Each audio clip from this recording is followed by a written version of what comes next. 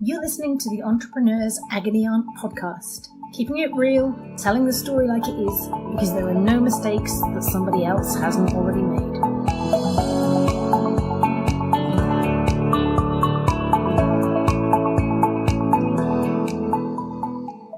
Hello, I'm Vicky Brock, and you're listening to the Entrepreneur Agony podcast.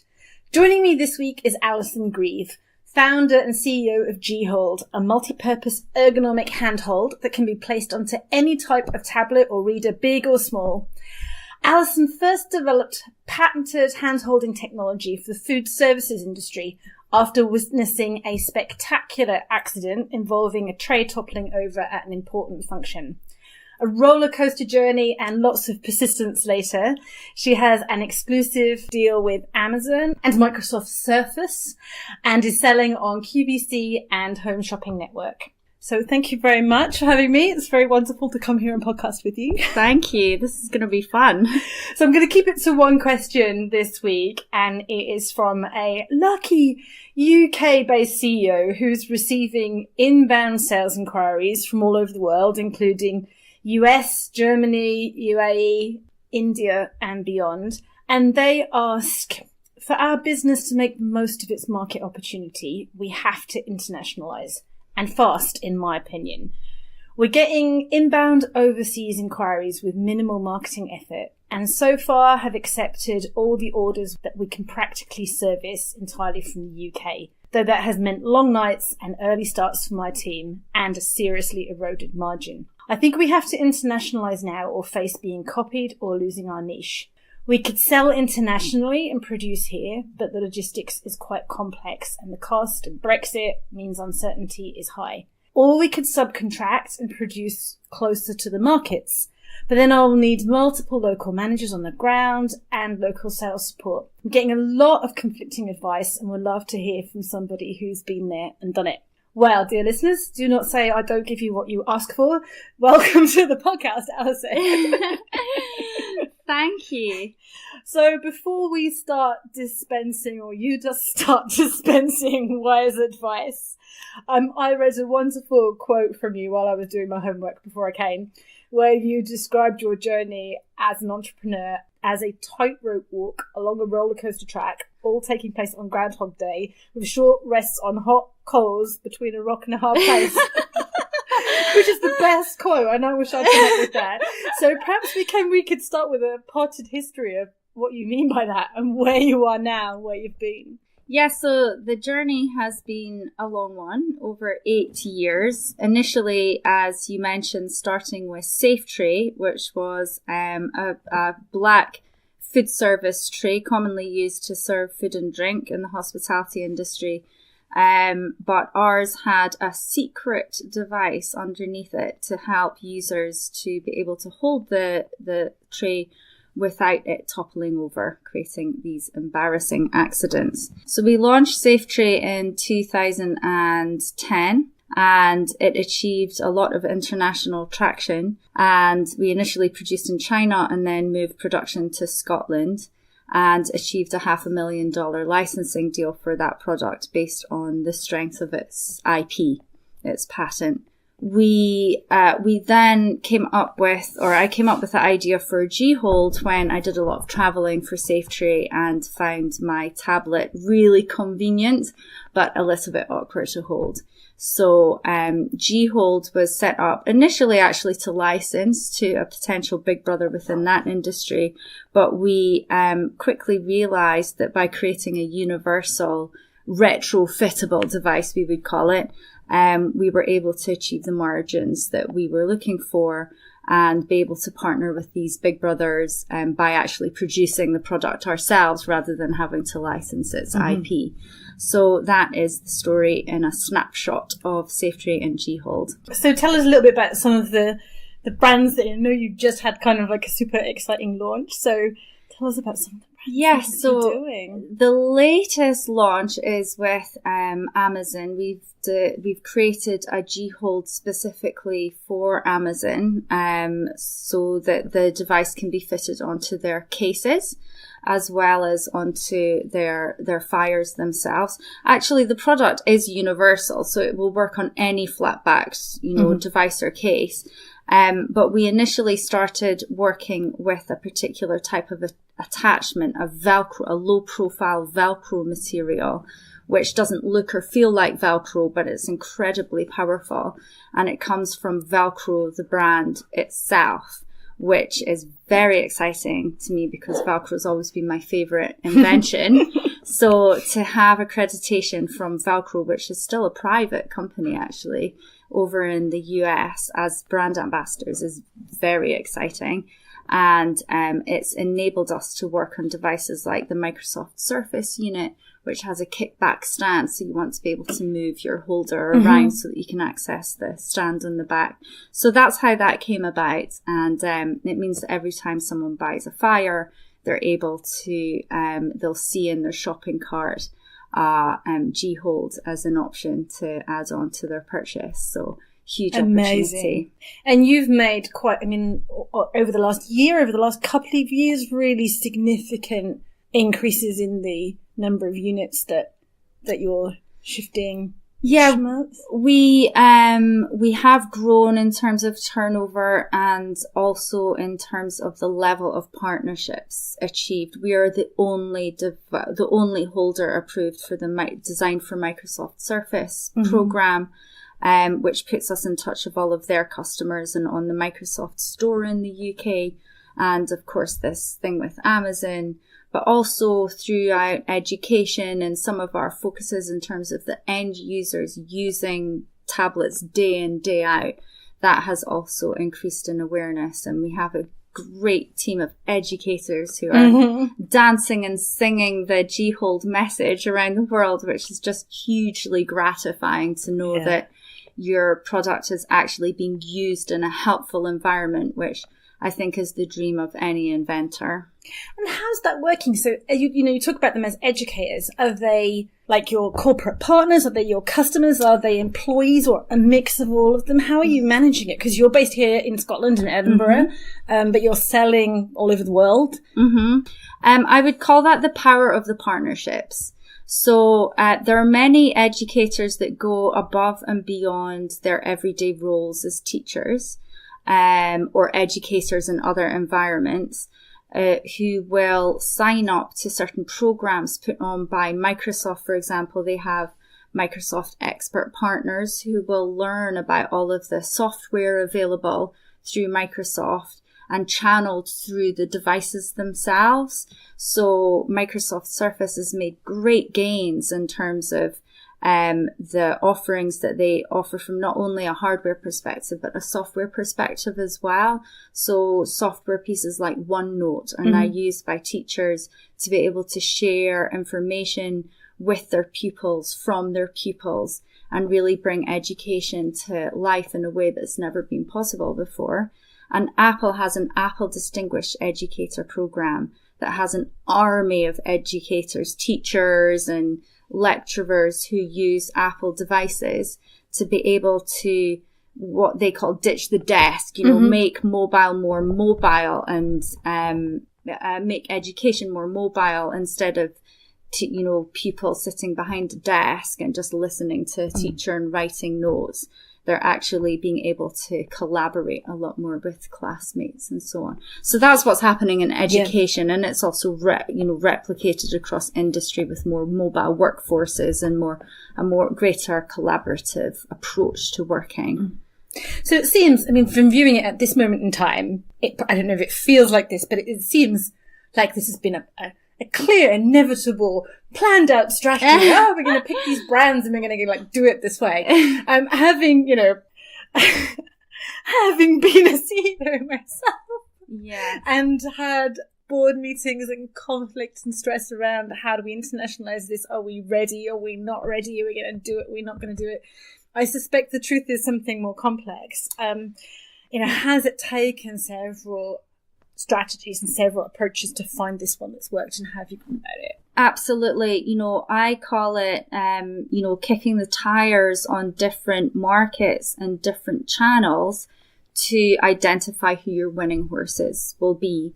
But you cannot ever know with a new product or service or piece of software, you will never know from day one who your winning horses are going to be. So there's inevitably a bit of a scattergun approach that you have to conduct in order to reach that next stage of internationalization. I do think that it's important to note that internationalization was part of our DNA from day one. Mm-hmm. And that makes it easier. When you're a startup, you're a bit like a speedboat.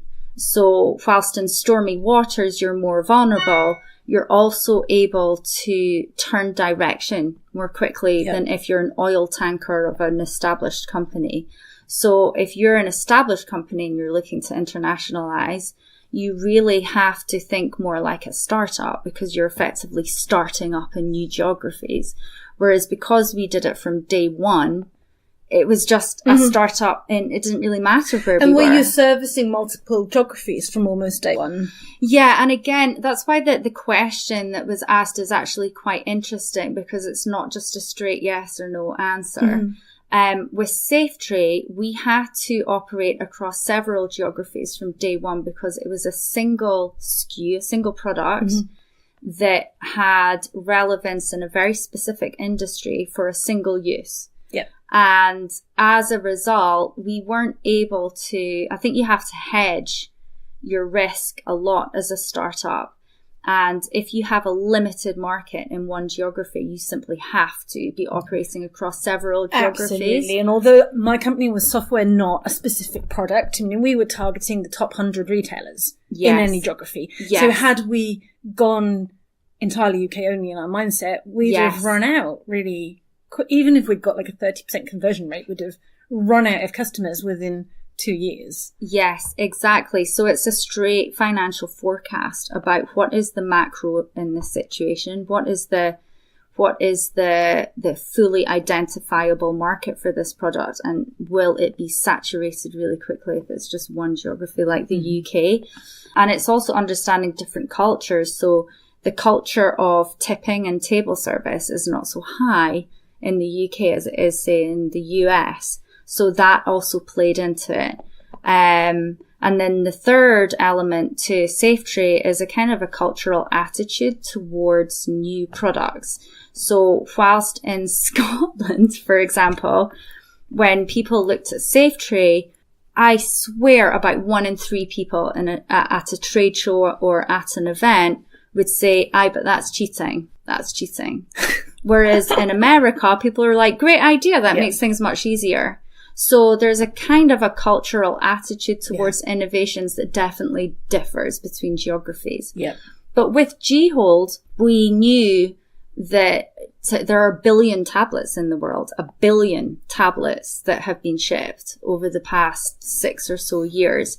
So the market is definitely much larger. And the applications for G-Hold means that it becomes a completely different product in certain applications than it does in others. For teachers, it helps them, be able to teach collaboratively and not be stuck behind a desk all the time.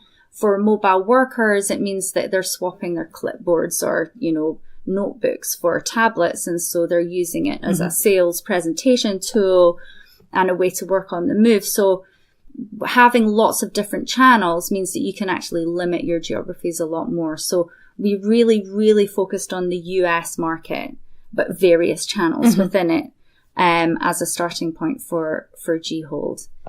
And it's interesting because the person asking the question has got that challenge. I mean, we had it a little bit in my company where you can't see a pattern. There is no pattern emerging yet. You're either too early or it's still at that early adopter phase, and you got this type of company coming from the US, which is super exciting. And you go, can we service this? And it's always easy, of course, with software. It is easier than it is with physically manufactured product.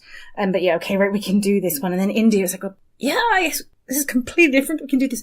And not only are you dealing with multiple markets, you're dealing with multiple characteristics of the companies that are approaching you and the customers' needs and the features that they want, suddenly you're spread insanely thin and you're not, well, in our experience, we weren't then quite delivering anything quite perfectly. And I was in a hurry to get to the US for all the reasons that you talked about. And I still probably think in retrospect, we should have gone to the US so much faster.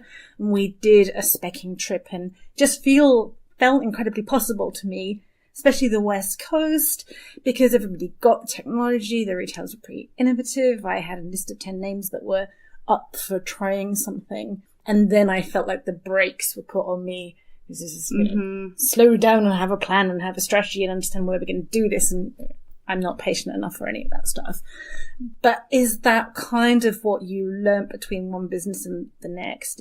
Was to slow down more, or did you not need to? What were the big takeaways from first time and second time? Yeah, I mean, I definitely think that, a board makes a difference. We have a US non-exec who, of course, he's an international guy and also he's based over in the States.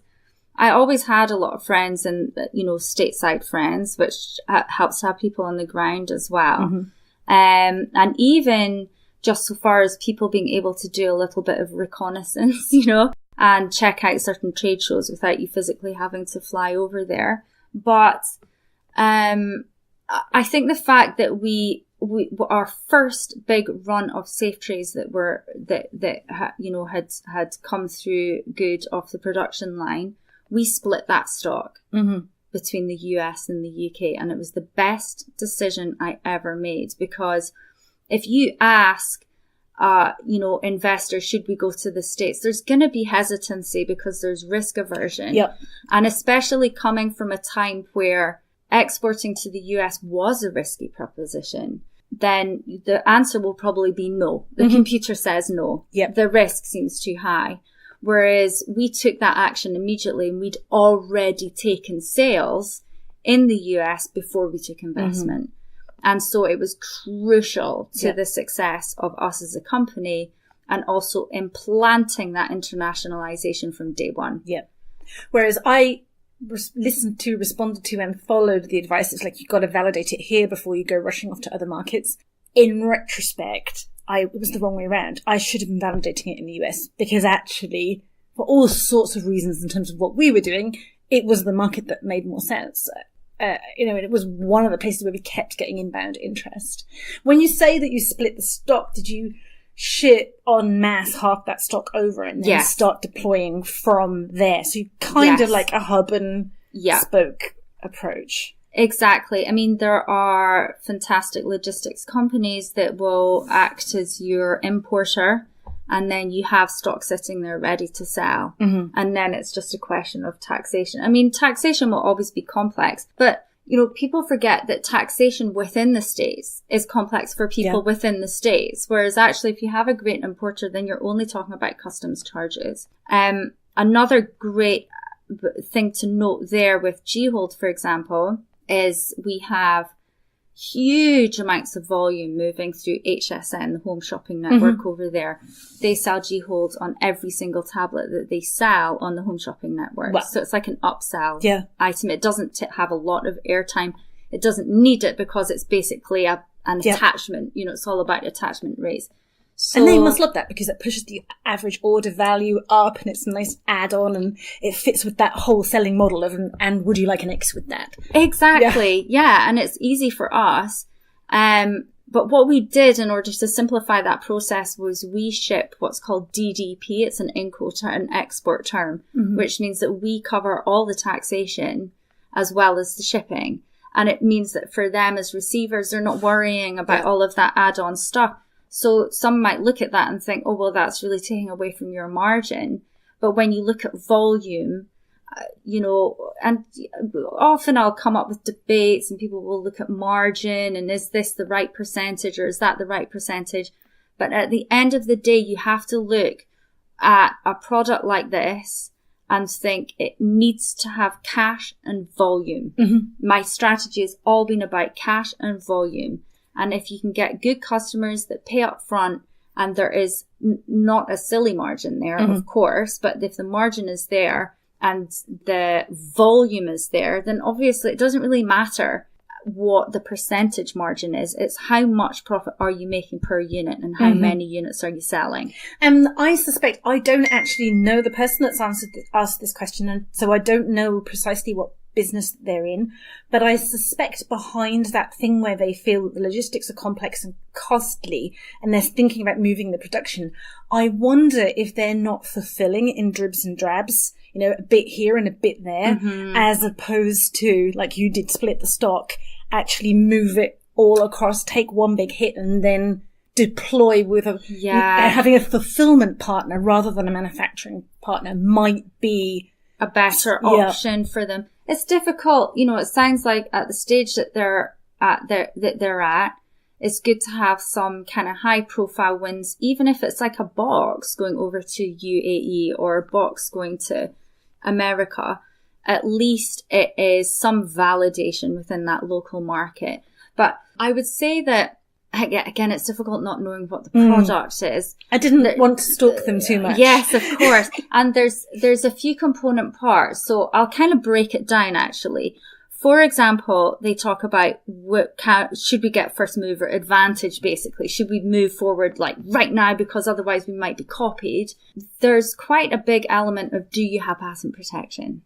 You know, because if it's a patented technology, then you should really be addressing the markets in which you're looking to patent the product with good, strong contracts and good, strong partners there, because that really matters. If you're selling to, I don't know, Mr. Smith in India, who's buying just a few units and owns a manufacturing company, then you might feel a little bit more wary of that. So it really is on a case-by-case basis on the copying side. And as for the margin, I mean, the pound, if you're producing in the UK at the moment, whilst everyone, turns to the tissues when they hear about the drop in the pound, if you're a UK manufacturer of product selling in other markets and predominantly probably taking the dollar or the euro, you should be laughing right now. This is a good place to be producing stuff and selling overseas. You're not going on summer holidays and crying at the price of, your holiday. You're producing here, selling overseas. So if you're working your currencies properly and with good currency brokers, then actually you could be making some good wins. And it's really interesting you talk about currency management and currency brokerage. In one of my earlier businesses, we did a lot of international work. And although we were a 2-3 person company, it was something we had to think about really, really carefully, because currency movement can wipe 20% off what you thought you were going to make. Yeah. And I used to work for HP a long time ago, and the whole currency hedging was built into everything you did as you invoiced and all of that kind of thing. So it's interesting you talking about that is something that you absolutely have to think about, even if you think you're a startup and too small to be needing to worry about stuff. It's actually almost more important. And yeah, well, it is. And, we watch it all the time, but we've made mistakes. We made a 10 grand mistake by forward booking currency, by buying the dollar just before Brexit, because us, along with a number of other people, did not predict that the results would wind up the way that they did. And so we bought the dollar when it was expensive to do so with the pound. And then, of course, the pound plummeted. So that was a costly mistake. But then, if we'd have held back and then it would have swung the other way, then we would have also been sobbing. Yeah. But we were doubly sobbing this time. Yeah, I remember doing a project out of Finland, and at the moment that we did, the moment they chose to pay their invoice, wiped about £8,000 off the value of the invoices. No, could you not have just paid us late, for goodness sake? That's the thing. I know. It's such a tricky, it's a dark art, currency brokerage. So you just have to put your best foot forward. And what we've learned to do is just spot rates. So it means that we'll only kind of guess a few days out, and we'll say, look, the money has arrived in the dollars into our broker's account, and we'll say, okay, well, maybe the market might go in our favor within the space of 2 days. So when it hits this rate, if it hits this rate, make sure that it's booked so that it transfers exactly then. And that's kind of the least risky approach, I think, if you can wait a few days for your thing, which, we don't always do. It's really interesting as well. You kind of talking about British, Scottish, UK-ish manufacturing in such positive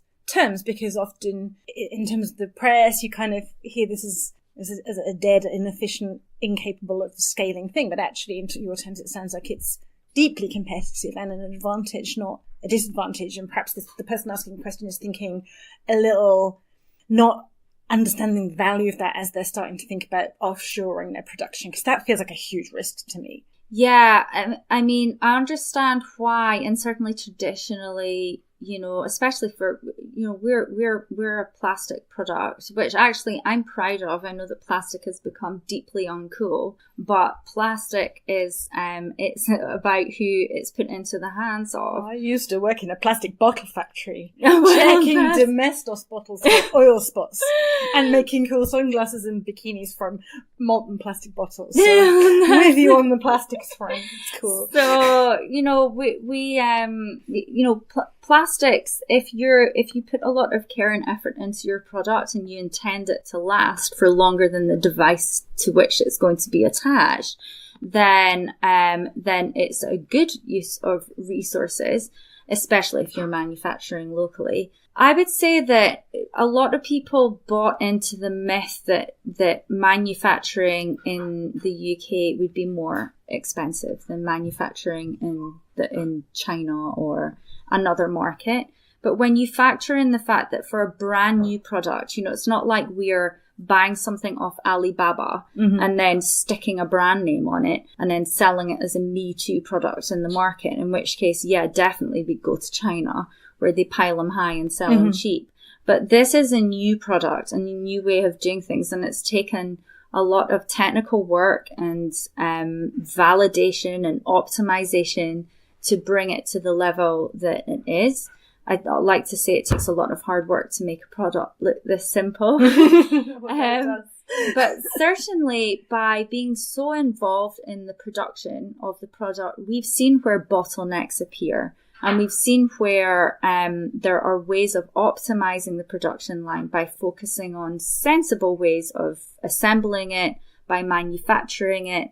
And in every single component part of that production line, we've optimized along the way. And it's reduced our cost price massively by doing so. But you do have to put that work in. Would I put that work into optimization if I had to jump on a plane and go to China every couple of months to make the product reach the point that, we want it to reach? No, I don't think I would do that. It would be extremely costly to do so. And you're dealing with, linguistic issues and with miscommunications by emails, etc. Whereas we can jump on a bus and go to the factory and have a cup of tea and a hug.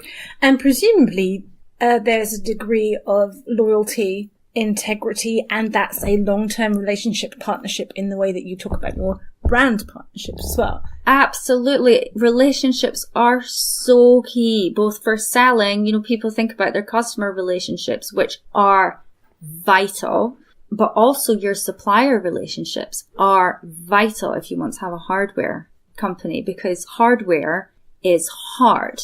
It's hard work. It's rolling up your sleeves and getting way harder involved. than software. Well, I can tell you I continually do software for a reason. But when you get that right, then it's hugely satisfying. I feel like walking into the factory and smelling the smells of physical production is like walking into the soul of a company. Yeah.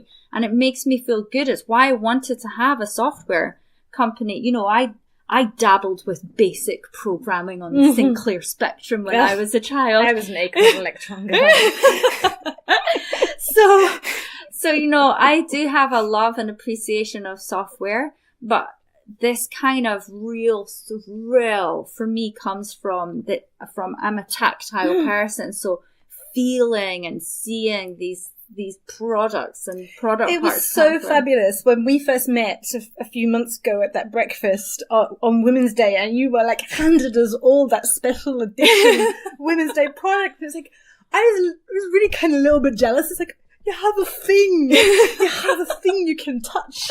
I still can't explain to my parents what I do. Like, occasionally I'll show them something and they'll like, oh, okay, did you build that? Like, no, the team built that. No.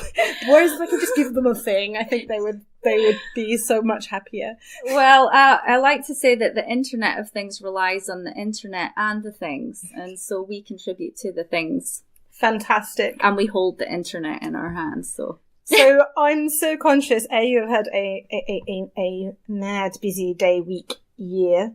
And also you've dispensed some super wise advice. But before, I was about to say let you escape, but I'm in your office before you throw me out. Thinking back on this roller coaster type walk Coles path. And thinking back also to the question that the person's asking, how do I do this? As somebody who's been there or done it, have you got any kind of final thoughts or tips or wise words that... Yeah, I would say that, it's important to become okay with the fact that there are no slam dunk right or wrong answers. It's a journey. You're going to make mistakes. You have to get comfortable with making mistakes because you can't move forward without making mistakes.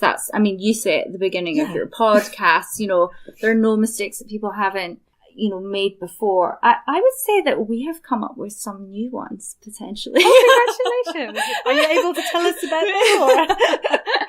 But, that's the point of it, right? Isn't it? So, I was speaking out just recently and everybody laughed nervously, but I meant it. So, no, last time I failed spectacularly, it was like a few paragraphs in the local news. Next time I failed spectacularly, I want it on somebody's front page. That's a brilliant way of looking at it. That's the thing. You are uncomfortable in a startup. You will remain uncomfortable. You'll have to have difficult conversations.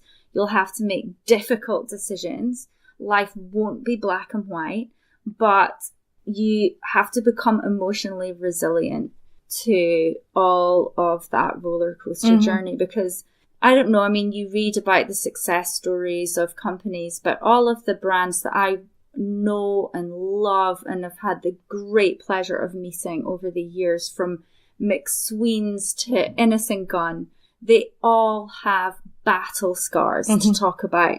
Nothing is a nice, shiny, finished product on the shelves of your supermarkets. Yeah. All of it has been an emotional journey. It has literally been blood. It has literally been sweat. And it has literally been tears. And there's no way of getting around that. So I think that when you're 8 years or 9 years into a company like this, you maybe don't get so much kind of crazy excitement over the wins. And you also don't have the terrible times under the bed sheets thinking, oh my God, I don't want to get out of bed. I don't know. I can't wish bear my it. mum would write a note and say the CEO can't come to work. Yeah, that's how I feel. I'm just a woman. I'm just a normal person. But, these are just, that's all part of it. And you definitely grow a thicker skin and become more resilient to those. You definitely do. And it's emotional resilience that will get you through, and you'll realize quite how strong a person you are. But just don't make excuses before you've even started for why you might fail. Because it's better to fail and learn. There's no point failing if you don't learn anything from it. But failing and learning is just practice. Yes. And there's a reason why it takes years, and there's a reason why it takes multiple businesses, and you try different approaches, because you have to keep practicing before it miraculously somehow the simple product, you say, all of these years it takes something to make all of these years of failing to have the one success that everybody goes, whoa, that was an overnight success. Yeah, that's it. So keep the belief, because if you look at the stats, then you will fail, but if you keep the belief, then you will succeed. eventually. You just have to keep going at it. Fabulous. On that positive note, thank you so much. Thank it's been a pleasure to talk to you. You've been listening to Vicky Brock and Alison Grieve, this week's Entrepreneur Agony Aunts. If you like the podcast, then please do me a big favour and tell the world. And the world can subscribe at iTunes, Spotify, YouTube, and my new entrepreneuragonyaunt.com website.